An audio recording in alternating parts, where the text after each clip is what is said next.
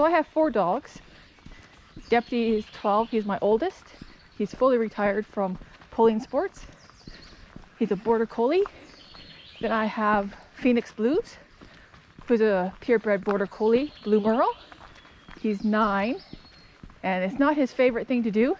He'll come out if there's more than one dog, but he prefers a sniff walk. Then we have Sprite, who turns 7 in October. And she's a German short-haired pointer, border collie mix. I know it's hard to tell. And then we have Blue, who is my Eurohound. He turned 4 this year. So most often you will see Sprite and Blue on the trail. They both really enjoy it. When it's warm like this, we need to switch to a slower activity. Sprite can kind of hike because she's not a hard puller, but Blue needs to walk on his halty because he is a hard puller, and if he's in harness, you try to make him go slower, he just works harder and gets warmer and overheats himself. So that's why you'll see him on a halty when I'm on foot. Go on, Sprite.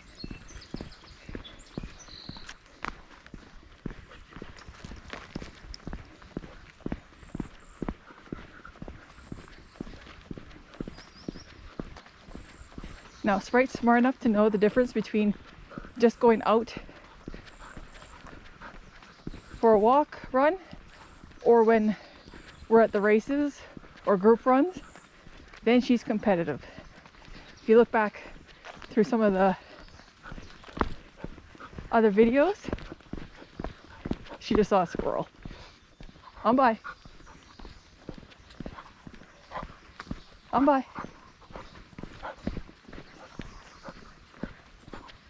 That's right, on by. If you look back at some of our older videos, any of our group runs, Sprite likes to be at the front. She's very competitive. So on our solo runs, she's happy to trot, but you add in another dog, even one of her housemates, and it's game on. She's gonna do whatever she needs to do to be first. She hates to be behind. And most group runs, I lead them, so everyone follows us. So that makes Sprite very happy. Though we're now getting some other dogs that are starting to compete, and she's gonna start to struggle to be first with some of the Eurohound mixes out there. Sprite, on by.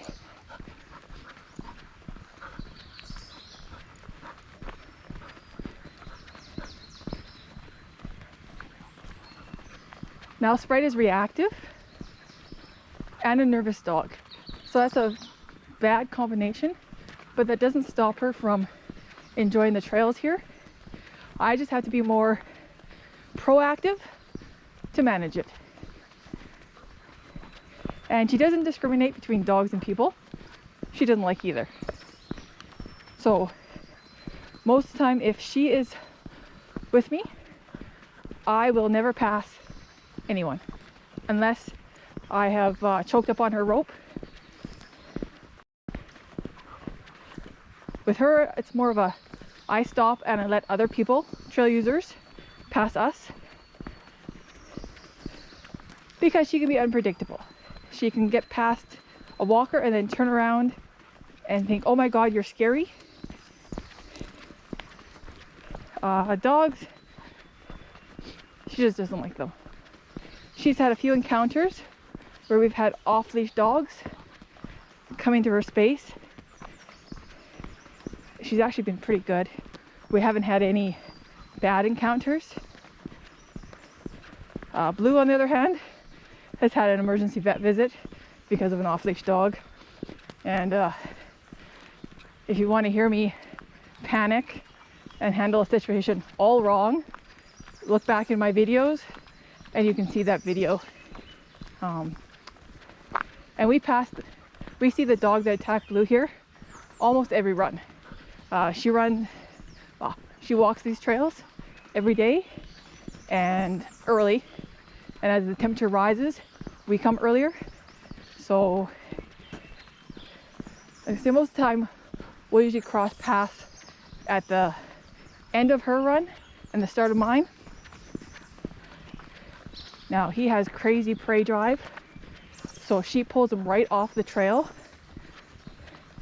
for us to pass. She just finds it easier than for us to stop and then pass her. And he's a big dog, big German Shepherd. Nice looking dog.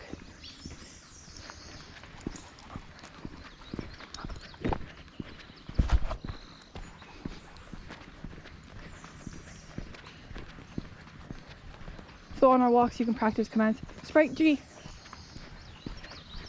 Not that Sprite needs a whole lot of practice on her directions at 7, and she's been doing this, well, from 8 weeks old. She got to ride in a basket on the sled, and on the rigs she was in a basket, so she's going to come out for her whole life.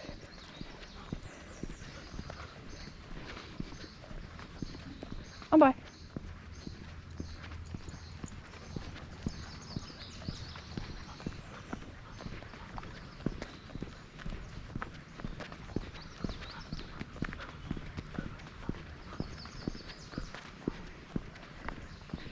So there's about 10 kilometers of trails here at Chickakoo. The yellow loop, we're on the yellow loop right now, is a multi-use trail. The only thing that shouldn't be on this trail are the horses. So you can probably see by the hoof prints, they do sneak onto this trail. It's mostly flat,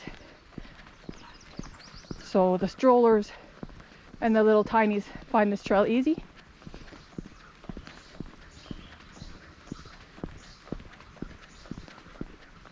And it's about, I think all total about 1.5 kilometers if you take in the other part. From here, this trail will connect to the blue loop, and the blue loop is part of it is flat like this, and then you add in some big hills.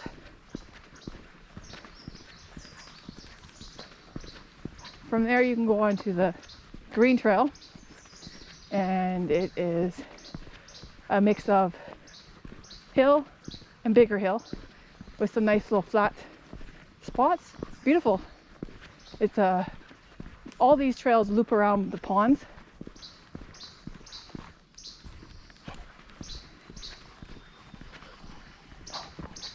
The one we're going around now is Dog Lake Pond. And then so from the green loop, you can, well, most trails you can access a couple different points, but the green loop you can go on to the red loop. And the red, it is a workout. We actually kick sled on it. I haven't with Blue. I want to make it back to the truck alive.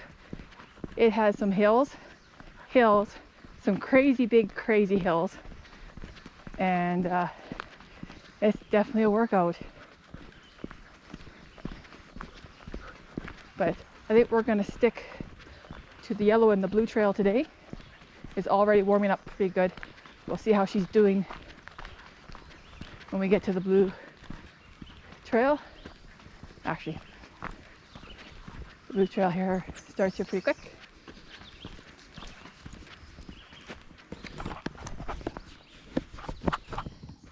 So we're here. So we just finished this one here.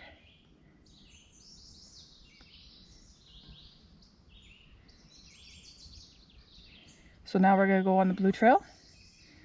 And here we're either going to decide to cut here, or if Sprite's feeling good, we're gonna continue on. So let's go. Okay, Sprite.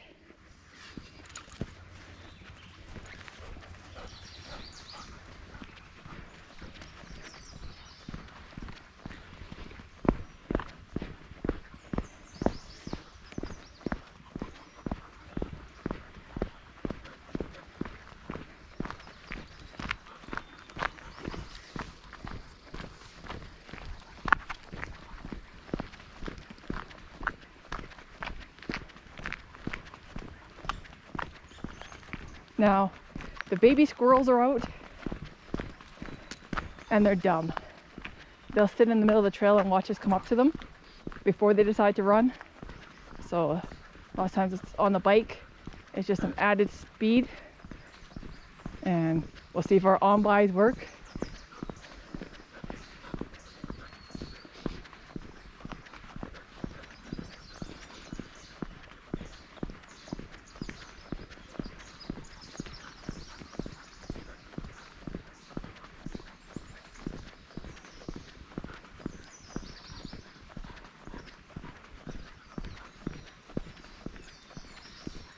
Lots of baby birds too. We had several days of non-stop rain. It was pretty hard on all the baby birds for any of the birds that catch bugs on the fly. So they're making up for that now.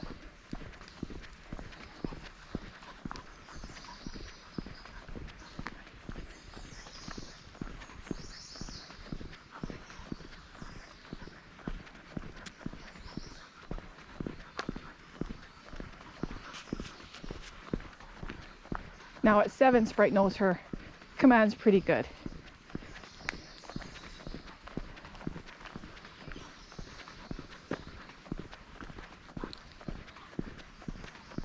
For multi-use trails, I think a couple of the more important ones are, you know, your over G, which is over right, and over ha, so let's move over to the left. Come on, Sprite.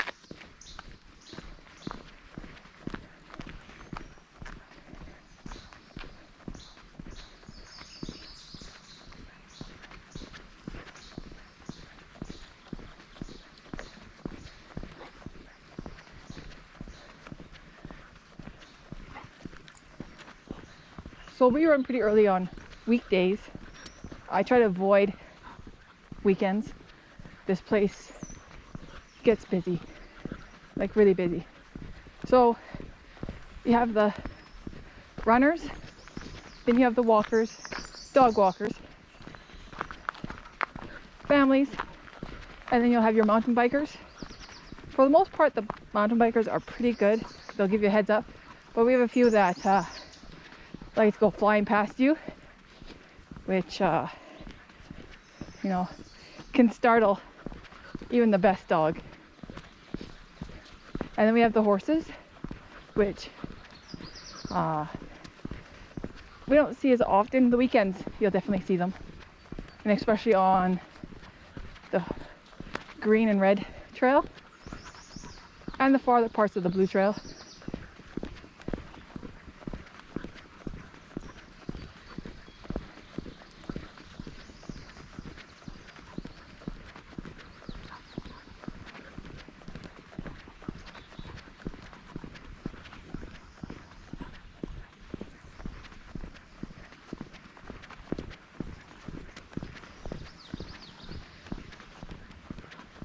So none of the ponds here are good to let the dogs in. For one, the entire park is on leash. Not everyone follows the rules. Like I said, we've had a few encounters. Most resulted in, you know, a scuffle at worst. Well, except for Blue's emergency vet visit. And most time it's just a sniff and we keep going. Or if the owners have good control, they can call their dogs back. So these ponds are soft. They are ponds, they're not lakes. They're soft bottomed. We've had some horses in the past get stuck in them. they've gone in for a drink and they stink up to their belly, and then the fire department comes and tries to help get them out. I haven't actually seen it, but I did hear about it.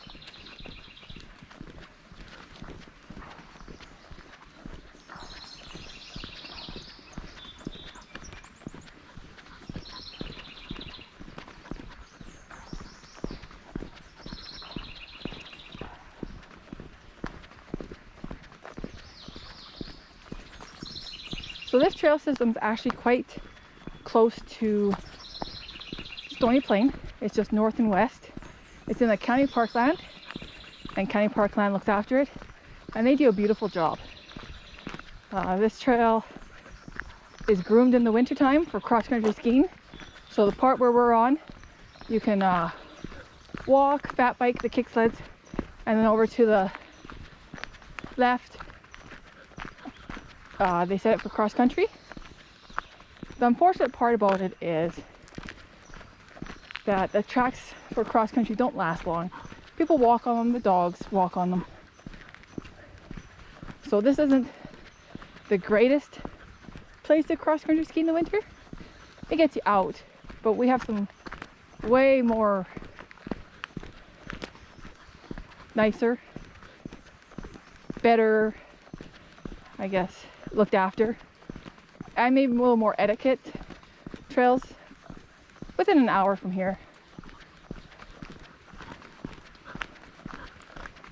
Most cross-country ski tracks, that when they're set, they don't allow people walking, they don't allow dogs or snowshoers, so it turns, multi-use trails just into cross-country ski trails for about 3 months.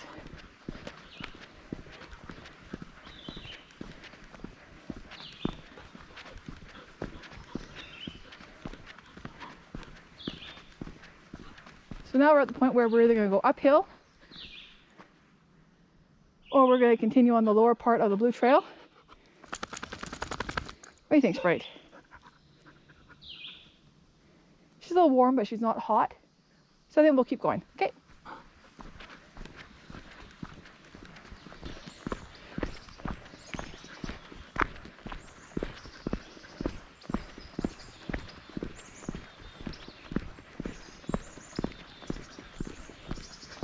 So we're coming up to a connector here, and this will take us either onto the green trail or we can continue on to the blue.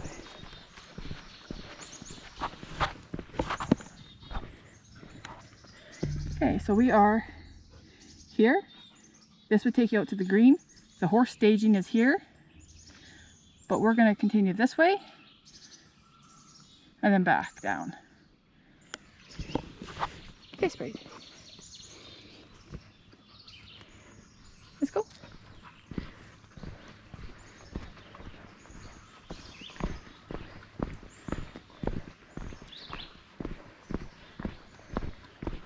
So we have moose, deer, bear, porcupine, skunks, all those good things. And you'll find them all on this trail. The bear usually comes through in the fall. We seem to be on his little migration path, and he comes for the berries. This trail and the red trail are loaded with several different types of berries, and you'll see him. Definitely check out those. Never had an issue with the bear. The dogs usually give you a heads up, and we've only had one somewhat encounter. Something was there crashing through the bushes. The dogs decided that it was time to go, as we were in a little rest stop, and they hit the trail hard, and we just let them run. But we encounter moose, and usually I have a bell on. I haven't used the bell as much since Blue was attacked. I'm not sure if the sound of the bell is what triggered the dogs that attacked us prey drive. I've had a few people comment that it could have been the bell that just sort of instigated that prey drive